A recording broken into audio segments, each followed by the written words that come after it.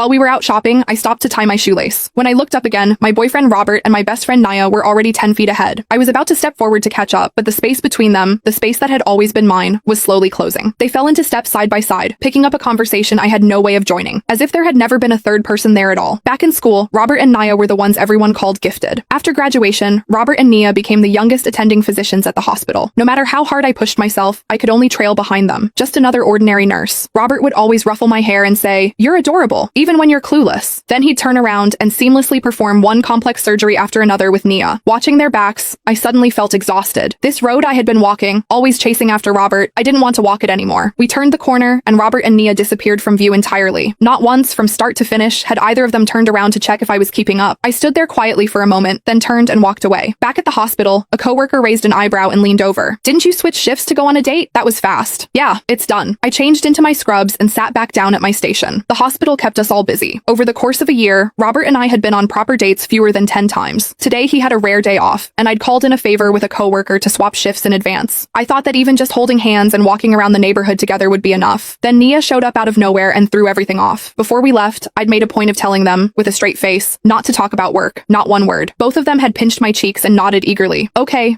we get it. But halfway through dinner, someone brought it up, and before long the two of them were going back and forth about patient cases. I sat there beside them, pushing rice around my plate. I don't even remember when the check was paid. Then the landline at the nurse's station rang, snapping me back. My coworker had already picked up. A car accident up north. Several people were being rushed into the ER. I was about to text Robert when a message from him came through first. "Patient came in. Nia and I are heading back to the hospital." I turned the screen off and sat there, blank. He still hadn't asked, not even once, where I had gone. After my last procedure of the day, I ran into Robert in the hallway. He looked worn out. I kept my eyes straight ahead and didn't fall into my usual habit of fussing over him. But the moment we crossed paths, he caught my wrist. He buried his face in the curve of my neck, a habit of his. "What's wrong? Don't recognize your own boyfriend?" Every time he came home after a long shift, he'd do this. Said it was how he recharged. My mind told me to pull away, but there was a dull ache spreading through my chest that I couldn't explain. It had taken me 3 years to go from quietly loving Robert to actually standing by his side. The day we got together, someone in our cohort immediately started a side bet on how long we'd last. Because honestly, the gap between us was hard to ignore. Robert had been at the top of his class every single year. Me, since elementary school, I'd had teachers point fingers in my face and call me stupid. The one who'd stepped in front of me with open arms back then was Nia. I knew I wasn't the smart one. I always needed Robert's patience and Nia's encouragement just to keep going. So even though I had made up my mind, the moment he leaned in close, all that resentment I had been holding on to began quietly dissolving. We sat together in an empty stairwell. It was a rare moment alone. In the silence, Robert finally spoke. "Maya, yeah? Can you try to act a little more mature from now on?" I blinked, caught off guard. After a long pause, I slowly turned to look at him. "What?" His eyes were closed. His voice was flat, the way you'd talk about the weather. "This afternoon you disappeared without saying a word. You had